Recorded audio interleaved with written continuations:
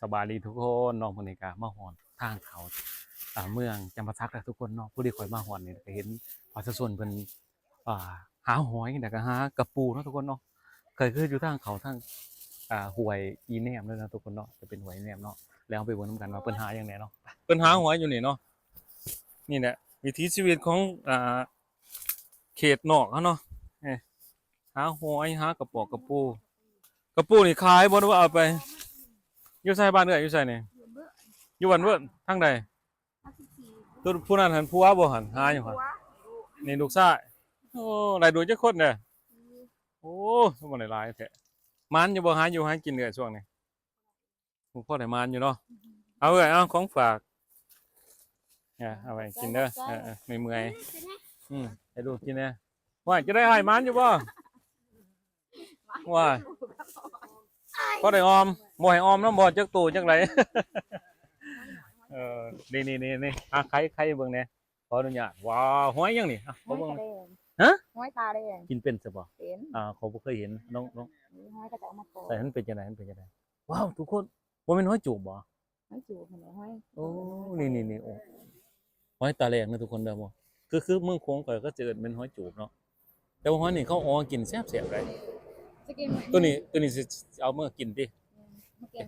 แกงหน่อไม้ใส่หน่อไม้เนาะช่วงนี้เนาะจะไปหาใส่หน่อไม้ว้าวเอิ้นเอาไปถึงหมดทุกคนพุ่นน่ะคือเพิ่นใช้ชีวิตแบบธรรมชาติเนาะทุกคนเด้อใช้ชีวิตแบบธรรมชาติเลยเนาะหาหอยหาหน่อไม้เนาะช่วงนี้เนาะมันเบิดยามนี่ไปหาหยังต่อเอ้ย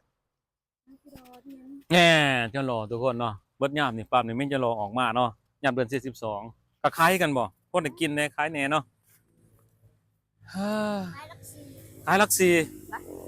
ลัก14นี่ก็เป็นลูกชายเพิ่นเด้อทุกคนนี่ลูกชายกกบ่นี่ลูกชายกกใหญ่ได้อีกจักปีเด้อว้าว13 14เนาะผู้อ่านได้เห็นทหารพุ่นน่ะโอ้ทุกคนเบิ่งคักๆพุ่นคือบ่เอาแฮมาตึกพุ่นหาหอยหาหน่อไม้หาเก่งเป็นเก่งเงินก็หาเก่งนะเวียดนี่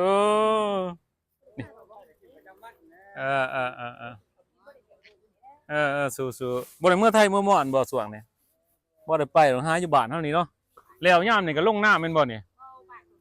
เอาบ้านจะบ่มีน้าภาคไรเอ้าจะอยู่ฝากข้ามเข้มของฝั่งนั่นพุ่นเอาจะมาจังไดมานี่ว้า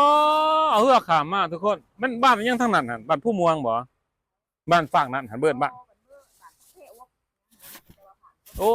บ้านเบิ่นบ้านพักแพ้วว้าวบ่เคยไปเนาะคือตอนนี้เอื้อยเนาะหันข้ามเพื่อมาแต่ฝั่งนั้นทุกคนฟังพูดบ้านเบิ่นบ้านพักแพ้วก็ยังบ่เคยได้ยินเนาะคือเพิ่นข้ามมาได้เพิ่นสิมาหาของปลาของลุงอยู่นี่เนาะมาหาแบบหาหอยหาอีหยัง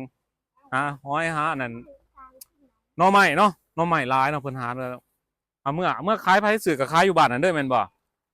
หอยเอาทุ่งเป็นใส่คือบ้านเราอยู่พุ่นเนาะจะดินยางทางใดบ้านฮะนี่แหละค่ะข้ามมันทางเพทางเพก็มีเฮือเฮาก็ข้ามไปบ้านเราอยู่ข้างกับหลัก14เพราะซอยกันทุกคนเนาะคนลาวเฮาซอยสนับสนุนกันและมีหยังก็สื่อแบ่งปันกันเนาะทุกคนเนาะนี่แหละข่อยก็คือเห็นตอนข่อยใส่ชีวิตอยู่บ้านนอกมันหน้าโอ้ลำบากในการหาปูหาปลาช่วงนี้เศรษฐกิจเนาะเขาอยากบากแพงทุกคน